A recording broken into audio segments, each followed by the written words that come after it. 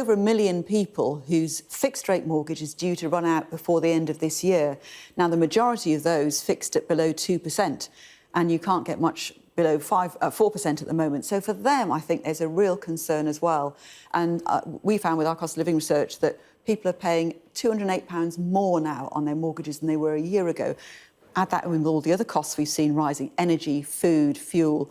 And it is a real squeeze for a lot of households, not just those on the lower income. We've actually found that people who are earning what you think of as a comfortable income, so between £40,000 and £80,000 a year, well, in some cases, although they've got more money coming in, but there's more money going out, and there are some signs of some real squeezes there. More likely to be overdrawn at the end of the month, more likely to take out a payday loan, more likely to put money on their credit cards. So I think there is some real cause for concern, not just for people who are on a tighter income, who we know spend more on food and fuel anyway, but actually those who we would normally think of as being reasonably comfortable. Yeah, so a real squeeze for a lot of people. Absolutely. Ros Altman, you're a former pensions minister, so talk us through what you think the implications are of a higher interest rate for people with pensions. Well, I think there is an implication for both pensions and for pensioners. And to some extent, the latest, if there is going to be a rise in interest rates, which I personally think is not needed, but I understand there's pressure internationally on the Bank of England to do it, will make company pensions better funded, and will also help people who've got individual pension pots to afford a higher lifetime pension income in what's called an annuity. But if their money is invested in bonds, which were supposed to be very low risk and give them a return related to market interest rates, then there is a risk that they will have lost money on the investments that they hold. So it's not always good news. But as far as pensioners are concerned, the big issue is to try and control inflation. And that actually is the crucial element. For many of them, they're on fixed incomes. If they bought a lifetime income, they didn't buy inflation protection. Oh.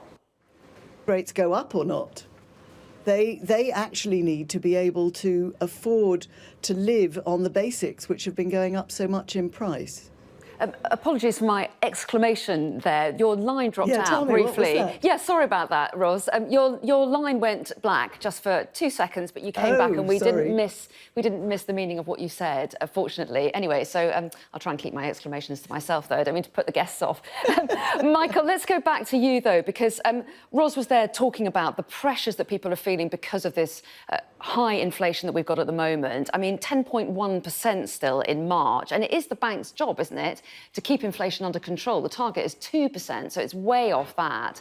So why are these consecutive interest rate rises not making as much of a dent as people would like in that rate rise, in that inflation rate? Well, the main factor, overwhelmingly, which has pushed inflation up to these very high levels over the last year and a half, has been the big rise in energy prices and global commodity prices. And that's pushed up prices for a wide range of goods and services, not just household gas and electricity bills, but services inflation, goods inflation, and so forth. It takes a while for the rises in interest rates to bear down on inflation. Remember, interest rates only started to go up in late 2021, really have started to go up quickly from the middle of last year. The effects of those rapid rate rises will be coming through in the next few quarters. At the same time, the increases in energy and other commodity prices will be dropping out of the inflation rates. So we're now just about at the turning point on inflation. Inflation's set to fall really quite sharply in the next few months. By the end of this year, I think it'll be back down to about 3%. Still a bit above target, probably back down to 2%, which is the target next year. Well, yes, so Sarah Pennells, that will be of some comfort to people, potentially, to know that the rate of inflation isn't going to carry on going up if all goes to plan. But that doesn't mean that prices come down, does it? It just means they're not going up as fast as they were. Absolutely, that's such a good point. And it's, we hear that inflation is hopefully coming down towards the end of this year. And as you say, it sounds really encouraging. And of course it is, because it means prices aren't rising as quickly. But we've all experienced it in the shops, especially because the food inflation rate at the moment is almost 20%. You know, every time you go to the supermarket, the prices seem to have risen. And I think for a lot of people, you know, again, what we've been finding is people have been making the easy cutbacks already over the last year. So things like, you know, having fewer takeaways, buying cheaper brands of food, buying less food, going out less, buying fewer new clothes, all those things. But there comes a point when actually that doesn't help you anymore because you've made all the cutbacks that you can, or the savings that you can make from those cutbacks are actually quite minimal. So even if inflation starts falling and falls quite sharply, because of the high prices that we're already paying, especially for things like food that, you know, everybody needs food, it's very hard to cut back on that. I think people will find that their budgets are squeezed for some time to come, even if the news on inflation is more positive. And Ros Altman, obviously, every time we talk about higher interest rates, you automatically think of the people who are going to be badly affected, and those are the people with mortgages, as we've been discussing with Sarah. But there are savers as well. Can they hope to get better returns? Will the banks follow suit after the Bank of England, if it was to push up interest rates? Are they likely to increase their savings rates? Well, we can always hope, but there so far has been a real reluctance by the big banks to actually push rates up in line with the way the base rate has gone up. Savers have been shortchanged ever since rates started rising, actually, and of course they were terribly damaged by the many years of ultra-low interest rates that we saw before that. So, yes, savers can hope, and I would say that the banks do need to reward savers better. The way that rising interest rates works to control inflation is supposed to be that it dampens economic activity and stops people spending. That's the purpose, in many ways, of pushing rates up, so that inflation isn't under pressure because demand is weaker.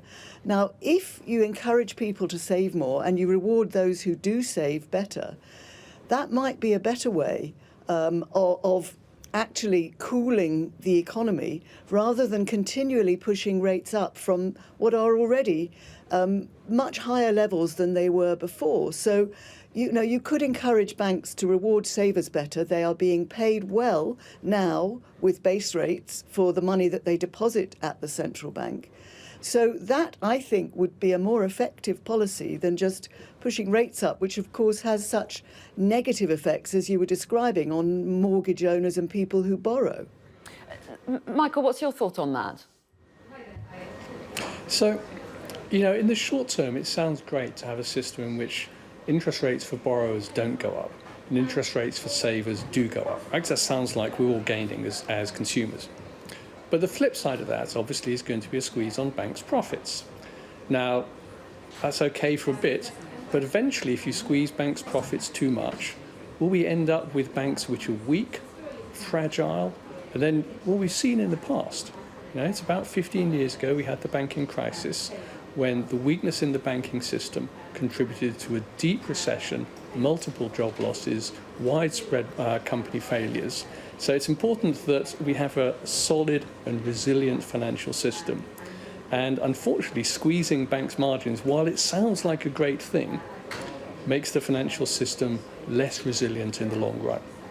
Interesting. OK, and Sarah Pennells, a quick thought about practicalities. If people do see the bank put up the base rate of interest, the bank rate, the interest rate, you call it lots of different things, at 12 o'clock. Are there practical steps that people can take? If you're on a variable mortgage, you will see it increase.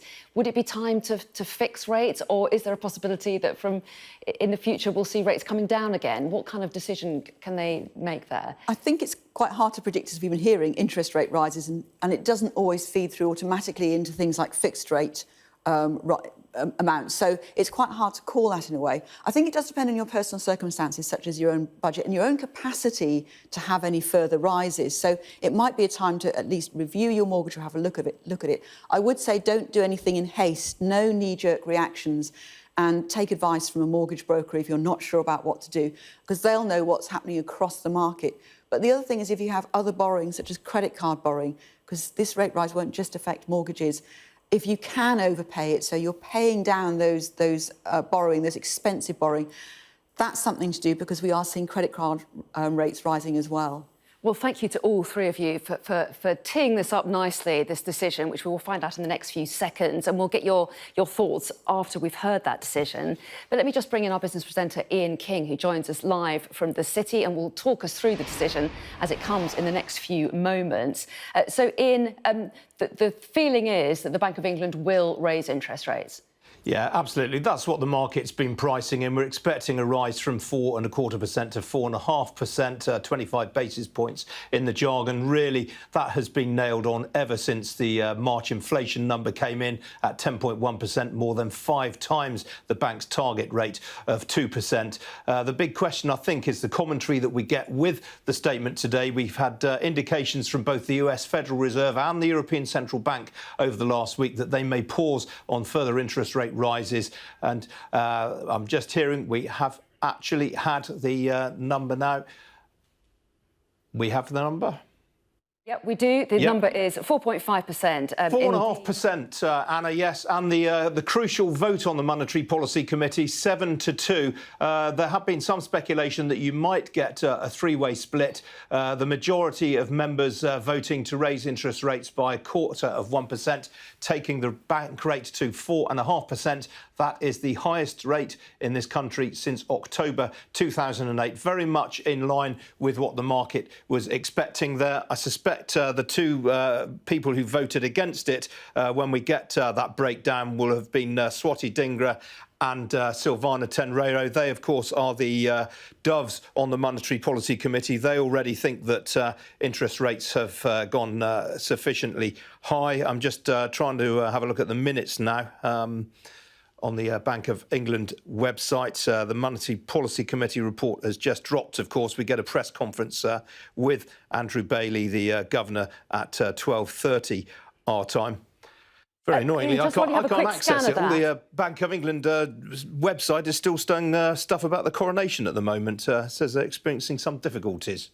Oh, that's very interesting. We'll keep an eye on that. And let me just tell viewers who are just joining us then that the Bank of England has raised the interest rate to 4.5% from 4.25%, an increase, of course, of 0.25%, following its latest Monetary Policy Committee meeting. As Ian was saying, that takes it to its highest level since October 2008, and it's the 12th consecutive rise in the interest rate by the Bank of England.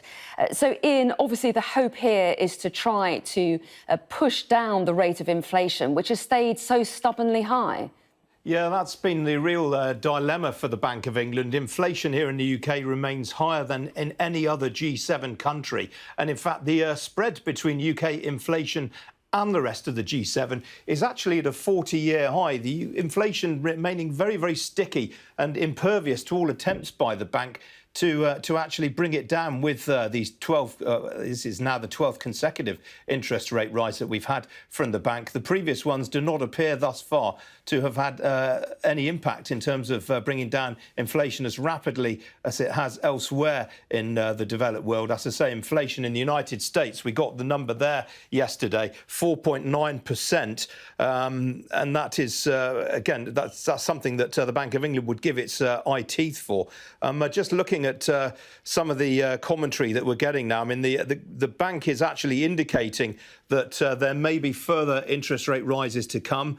It's warning that inflation is going to be higher this year than it previously anticipated. Well, we actually already knew that because inflation, according to the bank's most recent forecast in February, was that inflation in March would fall to 9.2% rather than the 10.1% it came in at. The bank is now forecasting inflation is going to be around 5% at the end of the year instead of the 4% level that it was previously forecasting. That obviously has implications for the Prime Minister because he's made one of his 5 campaign pledges to bring down inflation very dramatically over the course of the year. The bank has also upgraded its growth forecasts for the UK economy, very interestingly. That is in common with what a number of other forecasting bodies around the world have been doing. In fact, this is the biggest upgrade to a growth forecast now in the history of the Monetary Policy Committee. And another key headline coming out of the minutes here is that the Monetary Policy Committee now no longer expects there to be a recession this year. That is a dramatic turnaround in events. If you think back to the autumn of last year, the bank was predicting a recession not only for the whole of 2023, but going into the first quarter of 2024. The bank no longer expects there to be a recession in the UK this year. And again, that is pretty significant. I think that points to the resilience that we've seen in the UK economy over the last few months. Certainly since the beginning of the year, the GDP numbers have come in routinely higher than the bank had been forecasting. And so that is no real surprise there to see the bank upgrading its forecast. But as I say, that is a pretty dramatic indication. The bank's minutes also indicating that food prices in particular have come as a surprise to the bank, rather stronger than anticipated by the bank. And of course, the key issue here, the thing that's really spooked the Bank of England is the fact that core inflation, which is the measure of inflation that strips out volatile elements such as energy, food, drink, alcohol and tobacco, well, that has been far, far stickier, very much slower to come down than the bank was anticipating. That points to what economists call second round effects in the economy. In other words, the inflation that we're now seeing in the system is domestically generated rather than being due to external factors such as the war in Ukraine, which of course sent energy prices spiking last year and also pushed up the price of a lot of agricultural commodities as well. So the bank clearly concerned still about core inflation and certainly very, very concerned about core inflation in particular. OK, Ian, thanks very much indeed. And Ian, I'm told the Bank of England website is up and running again, so go and have a delve in there. And in the meantime, I want to bring in our economics and data editor, Ed Conway, who's at the Bank of England for us now. So, Ed, as expected, the Bank of England putting the interest rate up by 0.25%. And interesting what else they've had to say about the economy. Yes, it's the 12th successive increase in interest rates from the Bank of England. We've never seen quite such a kind of successive set of increases as since the bank was made independent in 1997. But this is also partly you get what their decision is on interest rates, but you also get a sense of what they think is going on with the economy, because they also every quarter announce what is known as their monetary policy report. They look at the state of the economy and say, well, how's it doing? So we're also getting a sense of just how they think things are looking. And here, you know, there is actually some quite good news. They talk about upgrading their growth forecast by the biggest amount that they have ever done in the history of the Monetary Policy Committee. Now, it's worth just saying they were pretty miserable beforehand. They were talking about the longest recession that we'd seen in modern history. Now they're talking about what might be considered to be kind of more or less flatlining growth. So marginally positive. They're not expecting to see any contraction this year, and that's basically what a recession is, when the economy is shrinking. So that's good news. The kind of thing to note is that it's not bringing us into kind of the feel-good factor. We're not going to see growth that is anything like what it has been in previous booms. They're talking about growth of below 1%, both this year, next year, and the year after. So it's not necessarily something to celebrate, except it's not as bad as it would be. And at the same time, they're talking about inflation being slightly higher than previously expected. And that higher inflation means there is slightly more pressure on the Bank of England to act. When the bank is doing what it's doing, it's trying to kind of raise interest rates, change interest rates to try and bring inflation more under control. And inflation is considerably higher than it previously thought. You'll have seen recently inflation still above 10%. Well, it does expect it to get down to around 5% by the end of the year. As Ian was saying just a moment ago, the Prime Minister does have that target, doesn't he, to try to halve inflation by the end of this year. This, according to the bank, means he might just about make it. Looking at their kind of what's coming out of their models, he should just make it, but it's going to be much, much tighter than previously expected. I think the final thing to note is that, you know, we are living at the moment through a cost of living crisis, the likes of which we really haven't seen in living memory. And what the bank is kind of contributing to that is partly trying to bring down inflation. But in order to do that, it is raising interest rates. So now up to 4.5%. Those interest rates take quite a while to filter through into our pockets. And you know, if you have a mortgage, it's up to when you're refixing that mortgage that you're going to start to feel that pain.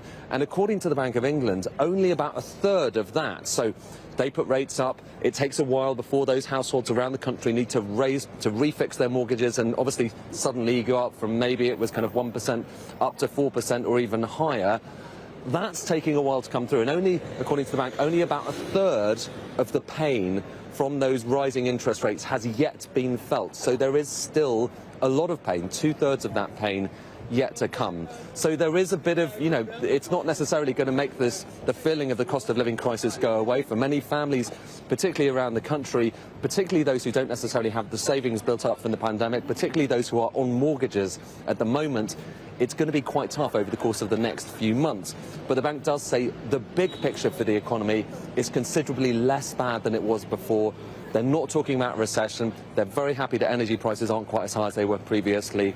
And they say that things certainly don't look as bad as they were last time they looked at the numbers. So that is at least something to take solace in. Well, yes, so some positives there, Ed. But as you say, the interest rate has been raised. Have they given any hints about whether that's the last one?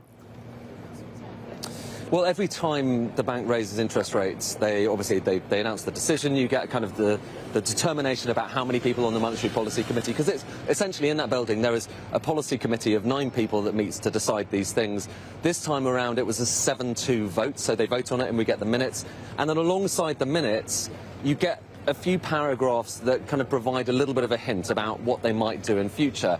And in this case, I suppose the main point is that those paragraphs were kind of the same as they were before. And previously, they were saying, basically, if things kind of carry on as we expect them to carry on, then we probably shouldn't need to raise rates further than the market currently expects. And the market currently expects rates to go up one more time. So what we could be looking at right now is we're very close to the peak. It could well be that there's an extra increase. But of course, you never know. And it's worth just bearing in mind that one of the things that the bank has talked about today is the fact that it's been taken by surprise, taken aback by how fast food inflation is going up at the moment. They just didn't expect food prices to go up so high. And we all know, again, we are paying those prices. We're seeing that in the supermarket every day. Well, the bank's looking at them and saying, oh, well, maybe they are going up a bit higher than we expected, a bit faster than we expected, and they might be going up a bit faster next year as well. So all of those things would actually, all else equal, put a bit more pressure on the bank to raise interest rates. But as I say, most people in the markets think maybe one more increase, so you're getting to 4.75%. The thing to note, though, OK, is that that might sound low in historic comparison. OK, look back through history and there were periods where interest rates were up at like 10%, double digits, even above that. However, in those periods, the level of debt that many people had around the economy, mortgage people, those who had mortgages and so on, was smaller than it was. It was smaller than it is now. So higher debt, the fact that we are slightly less able, less equipped with higher incomes to be able to pay that debt means the squeeze that you face from every one small increase in interest rates is much greater now than it was before. So even though it's 4%, even though it's 4.25%, even though it's 4.5%, as it has just gone up to today, that still has a bearing on many households and what they're paying for their mortgages that is similar to what you saw in the 1980s and getting up towards the 1990s. So this is still important stuff, and it's still very painful for many households indeed.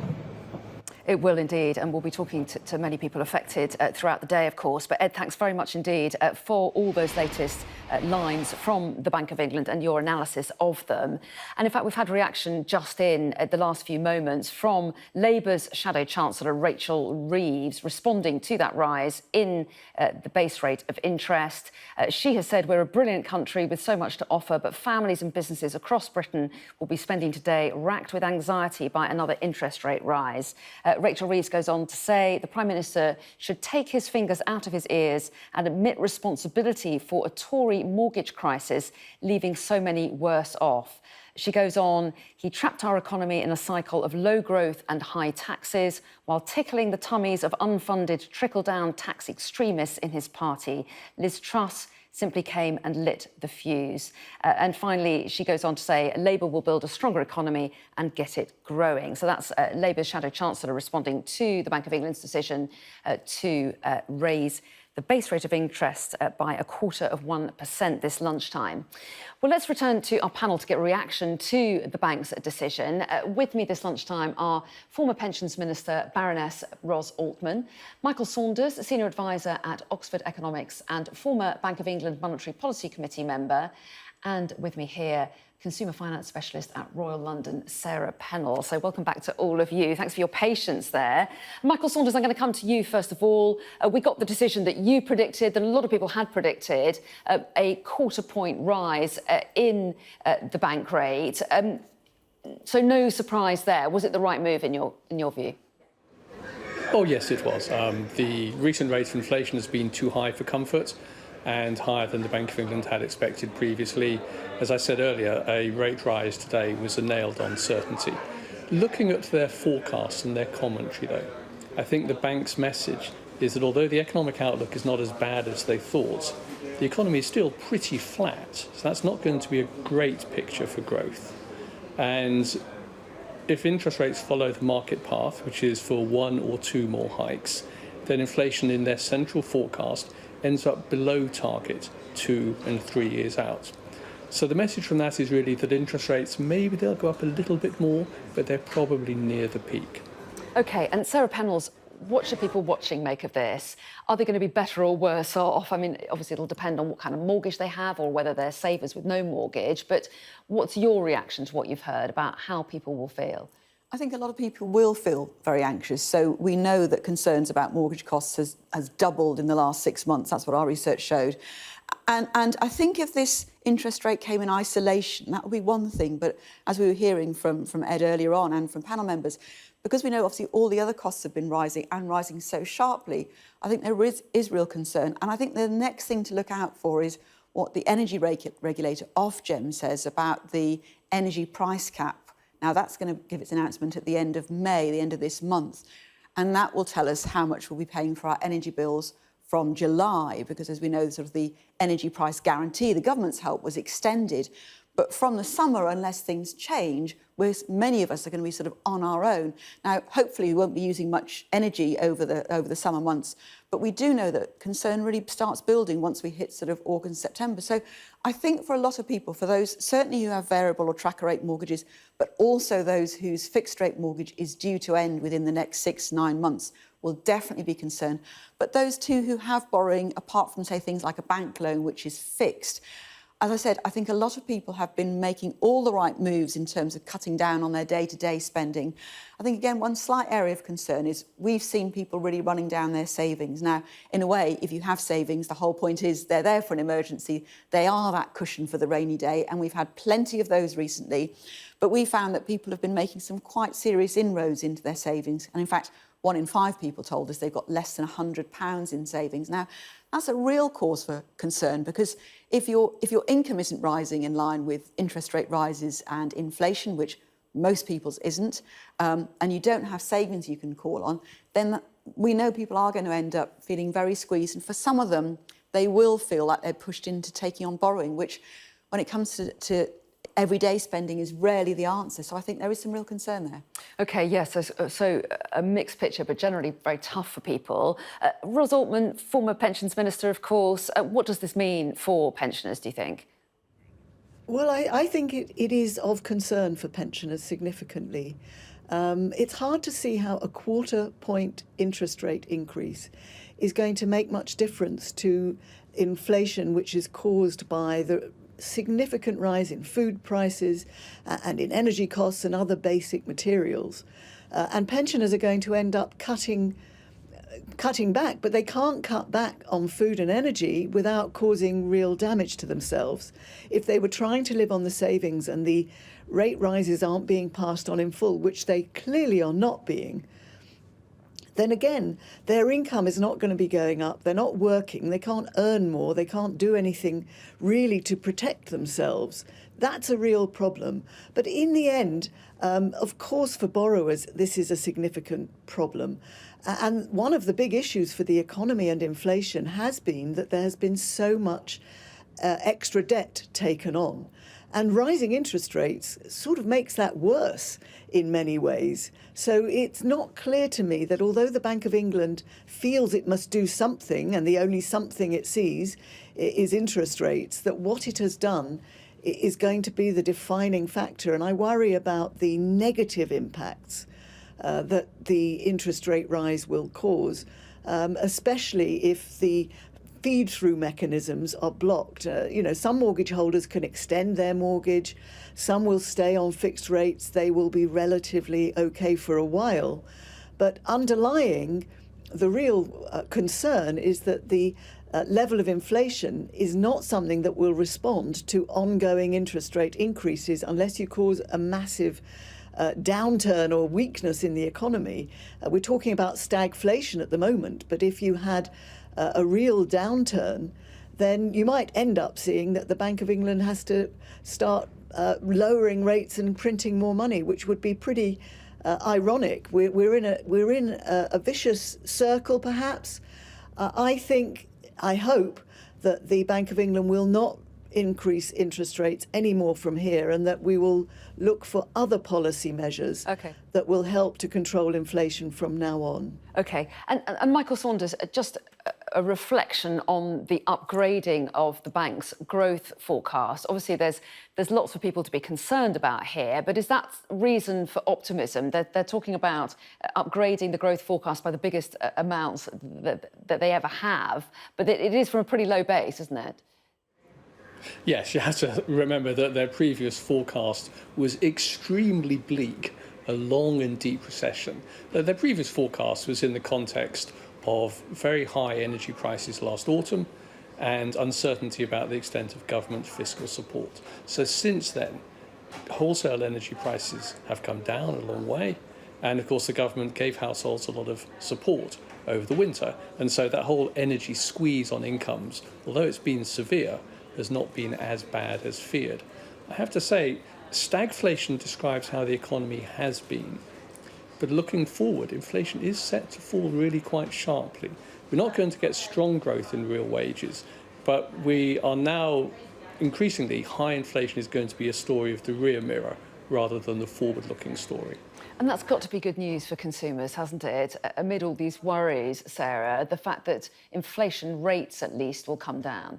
Yes, as you say, I think there is some optimism looking forward. And I think there's one other thing to say, which is that I think a lot of people do feel very worried, understandably, about what's happening at the moment. But we know that some people don't ask for help that's available, and for understandable reasons. I mean, there's some research out a couple of weekends ago saying that £19 billion is unclaimed in state benefits. So I think if there's one message that I would like people to take away, it's do ask for help. You know, don't suffer in silence. If you are struggling, if you are worried about your mortgage, talk to your mortgage lender or mortgage broker. You know, there are debt advice charities if you need that help.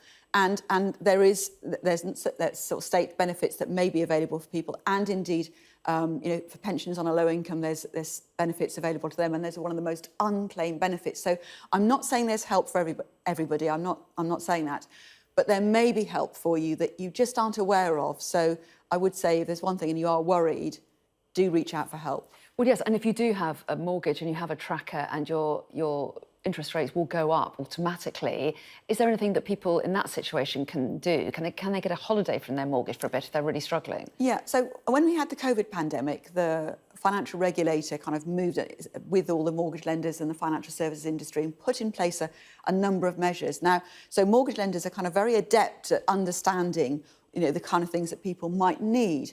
And we do know that a lot of people are financially struggling. So it may be the case that it's a payment break or payment holiday, or it may be, as Ros referred to earlier on, actually extending the term of your mortgage. And I think a lot of people feel very nervous about that because they're thinking, why would I want to have my mortgage for longer? But just because your term is extended doesn't mean you have to have your mortgage for that long. So if your situation improves or mortgage rates become more affordable, you may be able to overpay and then reduce your term back down again. So sometimes I think measures, sort of people maybe feel a bit worried thinking, well, I don't want that because I don't want to be tied into my debt for longer. But it could just give you that temporary breather that gets you back on track. And then once your situation improves or interest rates fall, then you can actually get back to the situation you wanted to be in. So I said there are things and there are measures that you may not be aware of. So I said whether it's talking to the company that you owe money to, whether that's your credit card provider, your mortgage borrower, or indeed to a debt advice charity, or there's an organisation called Money Helper. There may be help available that you're just not aware of. OK, best to communicate and absolutely. There may be some options for you, yeah. And Russell, what about those who are watching, who are thinking of retiring soon? You know, what would your advice be to those people? I mean, is there a clear picture out there, or is it quite a tricky decision? Well, I think you need urgently to look at how much money you have got. Your pension fund may have fallen in value, or it may indeed have increased. You need to work out what income you might get. The best advice you can give, I think, is that if you don't absolutely need to retire and you can keep working even part-time, that is likely to see you through a period of economic crisis and cost of living troubles better than if you say, oh, well, I'm just going to give up now. And also, of course, speak to your pension provider and understand what they can offer you. Keep invested for longer. If rates are at or near their peak, then that should underpin markets quite nicely. If rates keep going up, then if you've got a lot of money in the bond markets, you might want to move some of that. But make sure that you make a plan and understand what you've got. Check. You know, so many people have got pensions that they've forgotten about or don't know about. Make sure that you know how much you're on track for. And also speak to employer, if you are still employed, about maybe working less hours but still having earnings coming in, because that, again, can really help tide you over, unless you're in very poor health, in which case, as Sarah says, look at what benefits would be available to you as well to help you through what hopefully will be a difficult year, but then hopefully a better year coming the following year and thereafter. And Michael, a thought as well for those in employment looking at the projected inflation rate, because a lot has been said in disputes between the government and unions and workers who feel that their wages aren't keeping up with inflation. That's caused a great deal of unrest. We've seen a lot of strikes because of it. What are the implications of inflation coming down on wages, and how inflationary are they? Something that the government's long been arguing. So the rise in inflation that we've had is really not due to higher wages. It's been due to energy prices. And real wages have fallen. I have to say company profits have fallen as well. It hasn't overall been a story of company profiteering. Margins have been squeezed quite markedly. So these Bank of England forecasts show inflation falling quite a lot over the course of this year. I have to say, I think there's a chance inflation might even fall a bit faster than they expect, given the decline in global commodity prices and signs that the labour market is easing here. OK, well, that's an interesting one to watch. And Michael, we have got a news conference due to start shortly by the Governor of the Bank of England, Andrew Bailey. What do you expect from that? I mean, they lay out their forecast, don't they? And they get questions from the journalists. What are you looking out for? So I think it'll be important to see what he says about the outlook for interest rates and how he positions the Bank of England compared to the US Central Bank, who've said they're pausing, and the European Central Bank, who said they're expected to hike further. I suspect he will be perhaps not as set on higher interest rates as the European Central Bank, but equally not as committed to a pause as the Fed. So a willingness to hike rates a bit further if needed, but not as dogmatically set on it as the European Central Bank seems to be. Well, yes, and let's just show you the scene there at the Bank of England. There's the scene where we will see the Governor of the Bank of England, Andrew Bailey, walk in and hold that news conference, flanked by his advisors as well. And Sarah Pennells, what should people at home be watching out for in this? What's the most crucial thing that could affect the most people that we could hear from the Governor? I think it really is about the sort of future direction of interest rates and also expectations for inflation, because I think those are really the big twin pressures as we've been hearing. And obviously we've had a big change in interest rates since they started rising in December 2021. And if you think back a year ago, interest rates were just 1%. So there's been quite a dramatic change in that time. But if we are nearing the peak, or if we're going to have sort of one more rise, that's definitely something to watch out